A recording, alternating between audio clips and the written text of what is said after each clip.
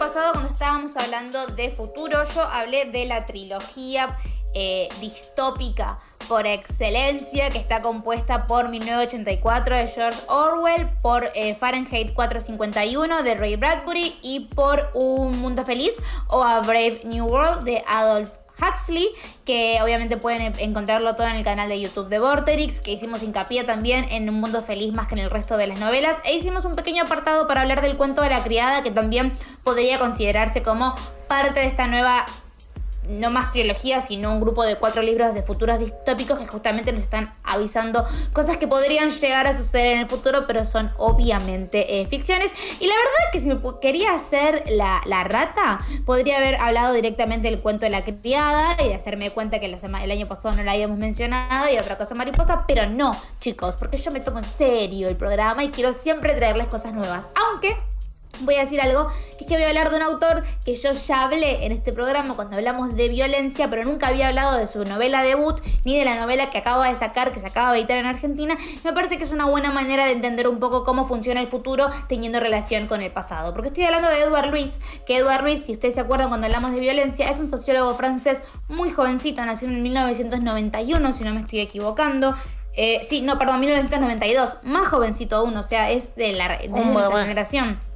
Y es un sociólogo, un intelectual francés que está muy en boca de todos porque además es medio como esta imagen de un joven intelectual lindo y bonito que escribe muy bien, que sirve muchísimo para la publicidad y para el mainstream, pero su obra debut, que se llama Para acabar con Eddie Belleguel, es una novela que se publicó hace un par de años y fue medio como un boom literario en Francia, porque en una clave autobiográfica lo que hace Edward es contar su crianza en un pueblo en el sur de Francia, en una ciudad que es pobre, en un barrio muy pobre. Él describe su crianza como este tipo de familias que tienen que vivir bancándose con los subsidios que les da el Estado y con los cupones alimenticios que les puede dar el Estado. Y además de ser una familia que de muy bajos recursos, también es una familia muy homofóbica, y él es un chico que es homosexual, entonces cuenta un poquito cómo es la crianza. Entonces eso es un problema. Claro, cuenta muchísimo cómo es la crianza dentro de una familia con estas características. Pero no es que la familia lo discriminaba por ser homosexual o algo o algo por el estilo, sino que es un entramado de violencias y de ignorancia más que nada, que lo llevan a querer salir de esa vida que está viviendo y convertirse finalmente en Edouard Louis, porque Eddie Belleguel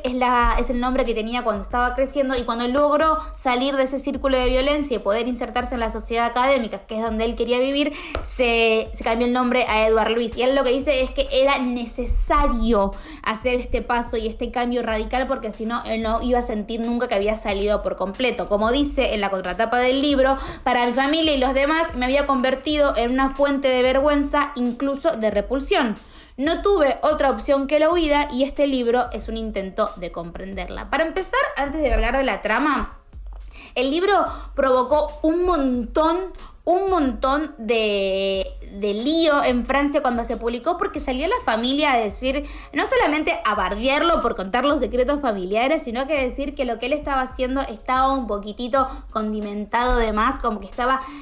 aumentando ciertas cosas que habían pasado justamente para vender más libros. Pero igualmente la madre y la hermana estuvieron siempre en los lanzamientos y apoyando la salida, porque también era como que los estaba haciendo famosos de alguna forma, y también estaban orgullosos de que su familia sea famosa, aunque sea famosa por estar siendo descrita como algo que le causó mucho dolor a una persona. Hay toda una historia bastante interesante. Aparte, después de este libro, Edward se vuelve súper conocido, súper famoso en el ambiente literario. Empieza a publicar más cosas, como La historia de la violencia, que fue el libro que hablamos el año pasado, y Quién mató a mi padre, que es este pequeño librito que se acaba de publicar en Argentina, por lo menos este año, porque el año pasado no estaba publicado, que yo lo acabo de comprar y que lo tengo ganas de leer hace mucho tiempo, porque yo lo traigo a Edward para hablar de futuro, porque para mí la herramienta importante que él hace es que él analiza desde el punto de vista sociológico y desde un punto de vista muy interesante de cómo tratar la violencia y la discriminación, mirando de cara hacia lo que va a pasar más adelante. En Quién mató a mi padre, por ejemplo, que todavía no lo leí del todo, sino que lo estoy hojeando, escribe la historia de su padre moribundo, que es una de las personas que más lo rechazó en su crianza y en su vida adulta, porque es el miembro de la familia que más problemas tenía con la condición sexual de Edward, y no habla desde el resentimiento hacia su padre, sino que intenta entender exactamente cómo es que su padre llegó a tener esos pensamientos retrógradas, y empieza a hablar un poquitito de todo el entrañado social y político que existe en el país, que logra hacer que, por ejemplo, la ultraderecha vuelva a ser gobierno, que es lo que está contando. Digo, esto está todo siendo contado desde un punto de vista que sucedió después de los atentados que sucedieron en París, con esa combi blanca que lo que hacía, que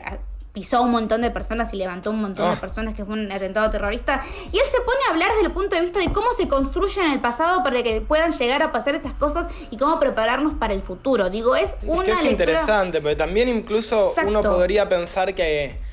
es el odio injustificado, más allá de que digo, las justificaciones no sean las correctas, no existe, ¿viste? Y es como, bueno, ¿qué hizo que de repente una camioneta salga a pisar gente, ¿entendés? O sea, al menos de que sea una persona que un día repiró y nada más, ¿qué lleva una sociedad y unas personas a lograr eso? Exactamente, es todo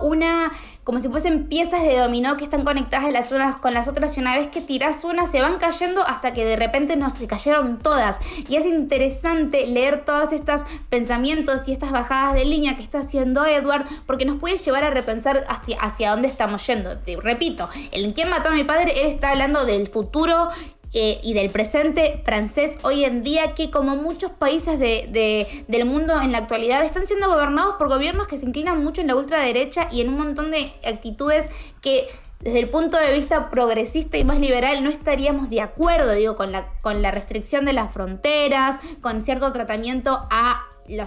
delincuentes, un montón de cosas. Y ese es algo que se va construyendo durante mucho tiempo, y me parece interesante tratar de ver qué es lo que está detrás de los hilos de los títeres, digamos, para poder entender también no solamente por qué nos odian, entre comillas, sino por qué odiamos, o por qué pensamos de la manera en que pensamos, y cómo estamos justamente programados un poco por nuestros contextos socioculturales y económicos para pensar las cosas de la manera en la que pensamos. Y como él pudo romper con eso, me parece que es un escritor muy interesante para por lo menos empezar a preguntarnos cosas y empezar a ver cómo nos planteamos la vida de ahora en más. Por ejemplo, una frase espectacular de la que yo me marqué en la página 139 de Para acabar con Eddie Belleguel es que el crimen, está hablando de su propia condición sexual, de su homosexualidad, el crimen no es hacerlo, sino es serlo, y sobre todo que se note. Digo, tiene unas bajadas y unos pensamientos muy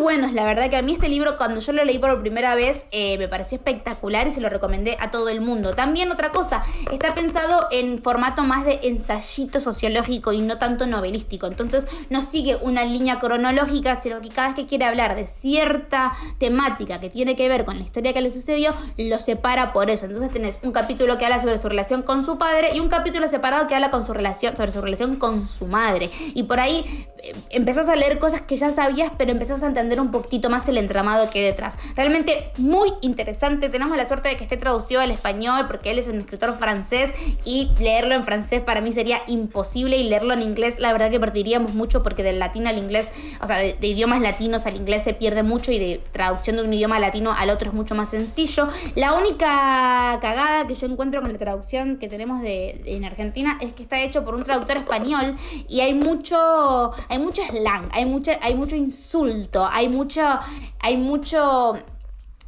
diálogo en cursiva que tiene que ver con los diálogos de sus padres, que son desde un punto de vista lingüístico distinto, que va a hacer que nos alejemos un poco del